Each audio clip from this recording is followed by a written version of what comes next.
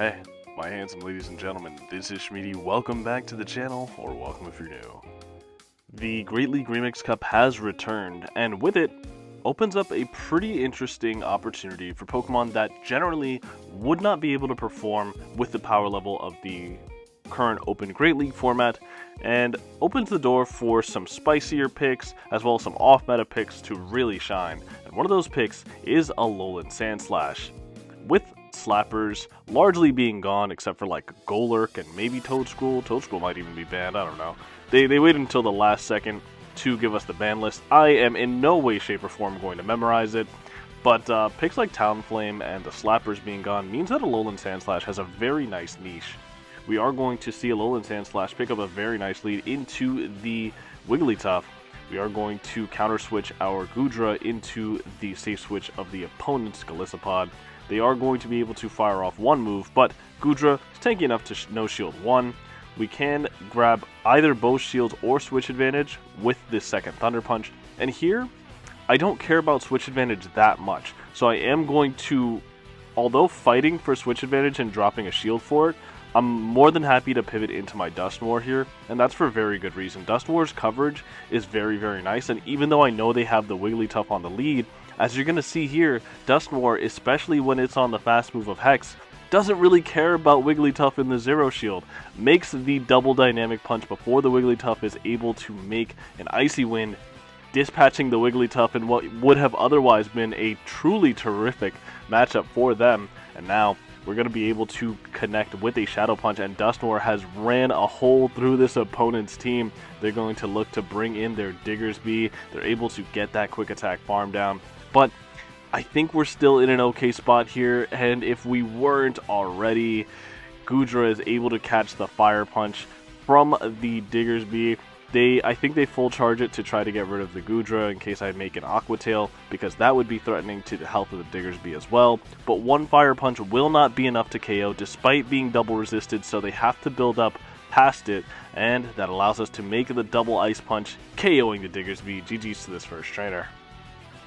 Game number 2 presents another favorable lead for the ALOLAN SANDSLASH in the form of a Fearow that not only is staying in to throw what can only be a Drill Peck, but they are telegraphing they have to be very, very weak to this Pokemon in the back. Looks like they attempt to catch one of our Ice Punches onto a Lanturn. However, we don't throw the Ice Punch, we bring in our Goodra, and Goodra, if there's one thing that a Lanturn does not want to see, I've said it for multiple seasons, it is a Grass type or a Dragon type Goodra. Unfortunately, I overfarmed just a little bit too much there, and Goodra's going to take a second Surf. And here, honestly, Niantic, I'm going to need to be put on your payroll for finding all these glitches. You can just call me quality assurance. I click on my Thunder Punch, and I am fortunately able to get the second one off, but only due to yet another glitch of damage registration error. As you can see, my Goodra actually gets KO'd by that water gun that snuck. So that Lanturn was able to sneak approximately 7 water guns through after I clicked my Thunder Punch, which is just absolutely great. I bring in my Dusknoir, the Lanturn able to make a move, which probably shouldn't have been able to make. I'm going to be able to fire off a Dynamic Punch at the Fearow. Fearow going to shield up, but I have the back-to-back Ice Punches loaded, and we know that this trainer has to be weak somewhere in the back, as they no shield, and in the back, in comes the Diggersby. Diggersby not going to be in for a particularly good time, as ALOLAN SANDSLASH going to be able to unleash Ice Punch number 1, and swiftly thereafter, Ice Punch number 2's got this Diggersby's name on it. We are going to be able to outpace before the Diggersby's able to reach 2 Fire Punches, so they better hope that they can farm us down, and they are able to do so, but it just doesn't matter. What is the Diggersby going to do up against the Dusknoir? They go for the Fire Punch, realizing that they need the triple Fire Punch to pick up the knockout onto the Dusknoir. I understand the play, but I can just no shield. I have the Dynamic Punch here, and this Dynamic Punch will be able to pick up the knockout onto the Diggersby. GG's to this trainer. This game is absolutely terrific. Nevertheless, ALOLAN SANDSLASH leading into the Ariados. I do know that Ariados, unless it's running the very uncommon move of Shadow Sneak, doesn't have a move that it can use to hit the ALOLAN SANDSLASH for any more than resisted damage. They go for the lunge. The lunge is going to drop our attack stat before they're able to make a second lunge. I'm going to be able to fire off an Ice Punch. Ice Punch onto the Ariados. Ariados, pretty glassy Pokemon, so I should be able to commit to the farm down. If I realize I'm not going to be able to before they make their next move, I'll just fire off another move. And looks like I'm not going to be able to, so I am going to fire off an Ice Punch, but I have the back-to-back here. And of course I am -2 now, so the best play that I can make here is probably just pivoting. It is going to be an ALOLAN Marowak in the back. Unfortunately, it's on Hex, because I did throw a Powder Snow there, and a Powder Snow probably would have been a bad thing for me if they had Fire Spin. They are going to fire off a Shadow Bone, then bring in a Oranguru, and I don't know how I'm going to get rid of this Oranguru. Oranguru is going to be able to Confusion down our Goodra, and we only have 2 shields. With this energy lead, I think they're already at the back-to-back Brutal Swings.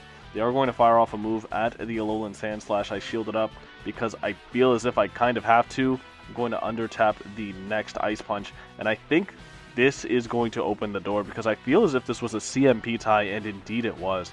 Now, I'm more than happy to let go of my ALOLAN SANDSLASH here, and they pivot back into the Marowak blindly, and not realizing that the Dusknoir is on the field.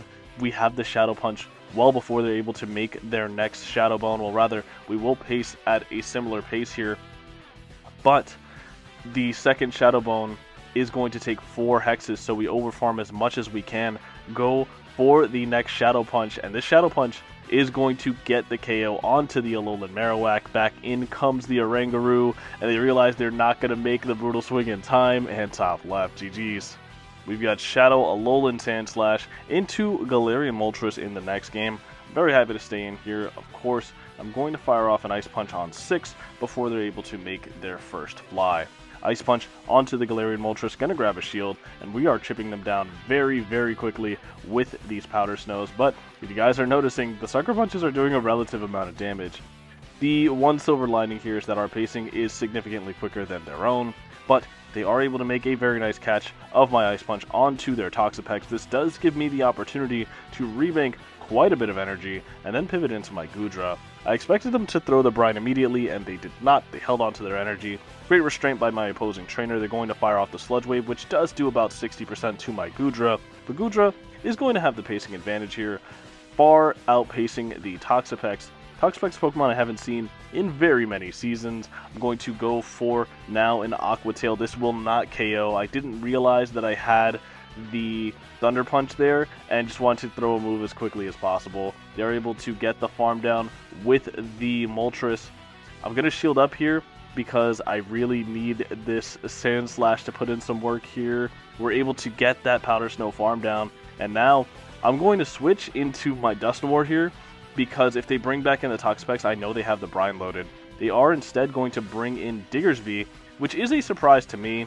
Maybe they wanted to see my third, but nevertheless, I'm more than happy to fire off this Dynamic Punch. Dynamic Punch does do a massive amount of damage onto the Diggersby. Diggersby now going to retaliate with what I would imagine is going to be a Scorching Sands. Scorching Sands connects, and I'm going to continue to overfarm. They fail to catch on their Toxapex, and we have yet another Dynamic Punch.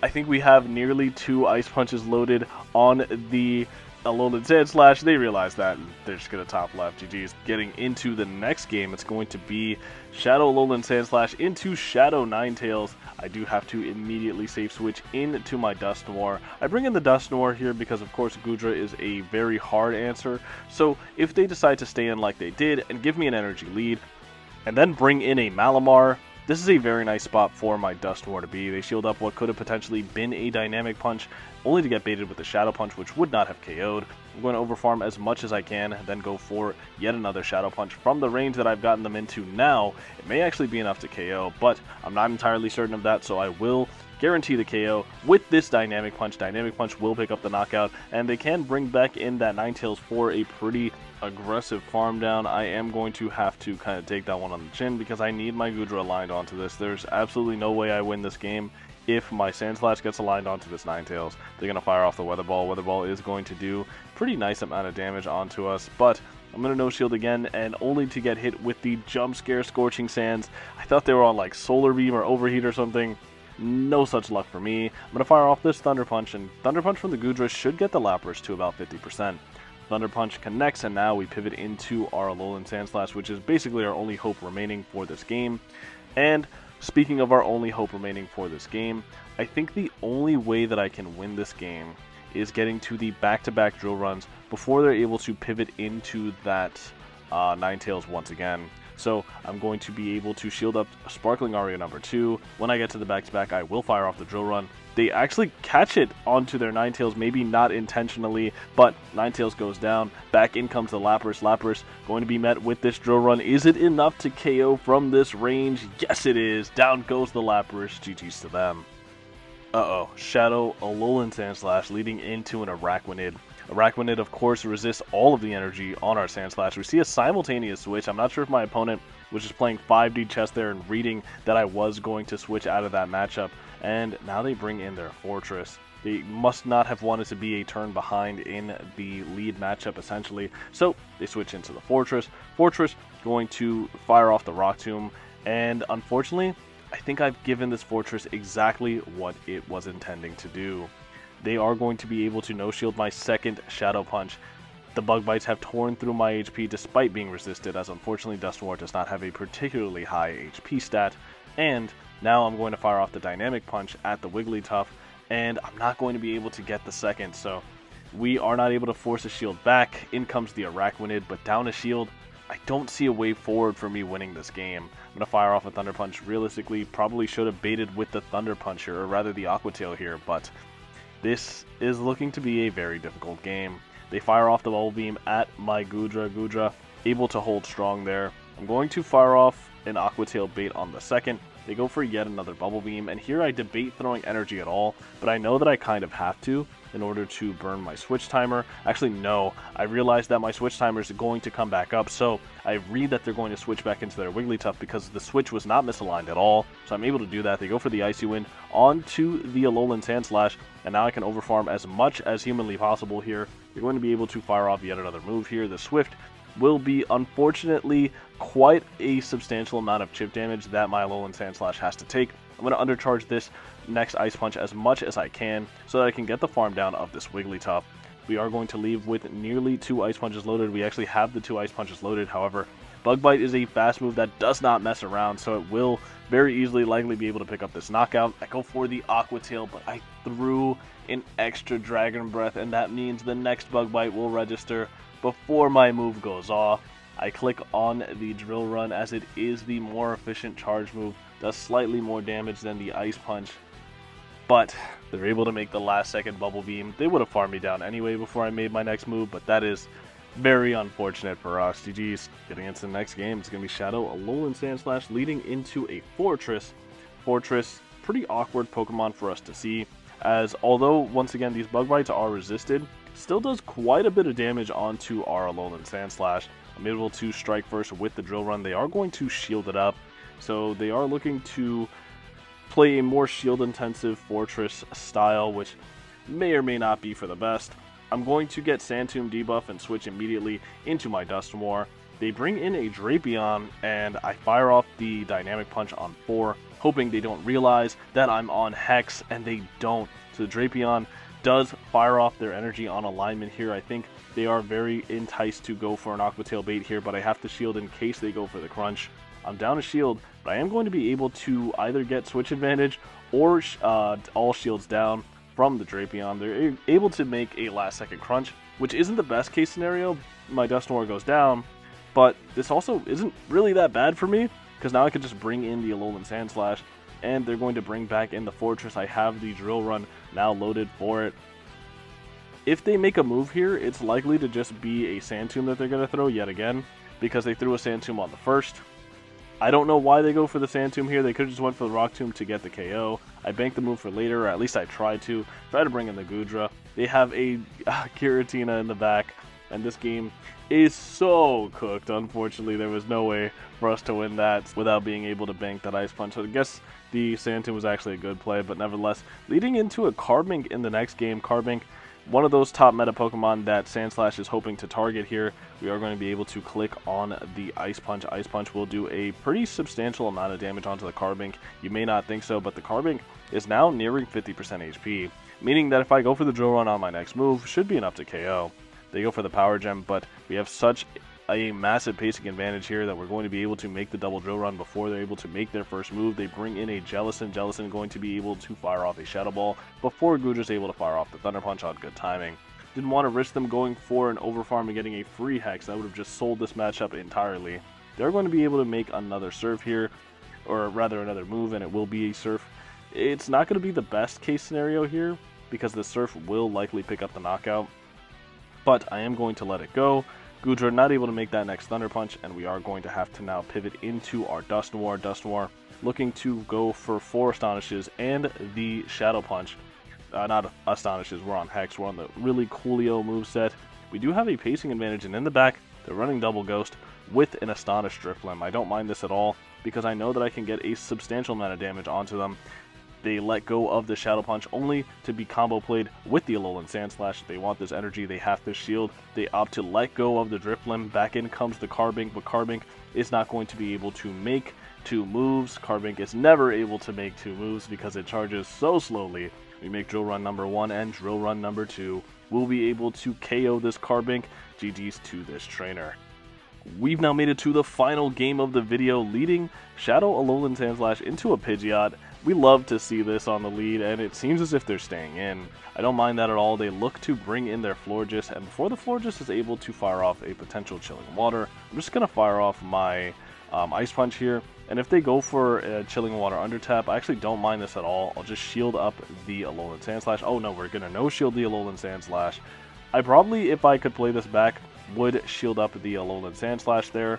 Nevertheless, we are going to go for an Ice Punch, which will pick up the knockout onto the floor just despite the Chilling Water debuff. They opt to bring in their own SANDSLASH, and so I pivot into my Dusknoir. They bring in their Pidgeot without grabbing a shield. They probably should have looked to grab my shield there. I'm going to fire off a Dynamic Punch. The Dynamic Punch does grab a shield from the Pidgeot, and shields are starting to go down. They're going to fire off a move here at my Dusknoir.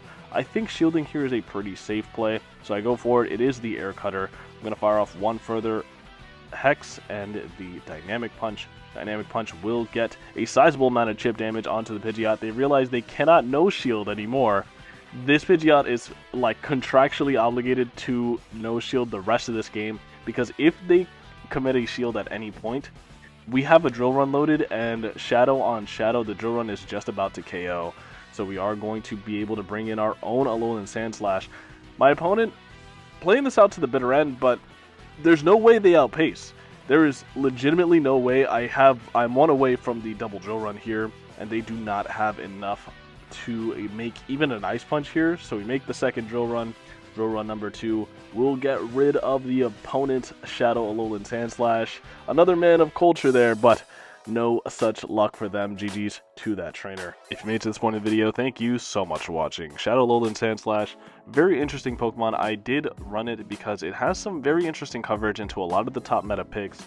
Some of them, a lot of the top ranked picks are like Dragon types, which hit for resisted largely and take super effective for the most part from SANDSLASH. Diggersby takes super effective. Carbink can get hit for super effective and outpaced severely by Drill Run. It felt like a very safe pick for what's usually a very RPS Pokemon, but with picks like Gastrodon, Marowak, and Talonflame not being a part of this meta, allows for an environment where a Pokemon like Shadow ALOLAN SANDSLASH, which realistically hasn't been good in Open Great League for well over a year at this point, it gives it a chance to really shine. With all that being said, I've been Shmeaty. Thanks once again so much for watching. I hope to see you all again next time, and have a good rest of your day. See ya.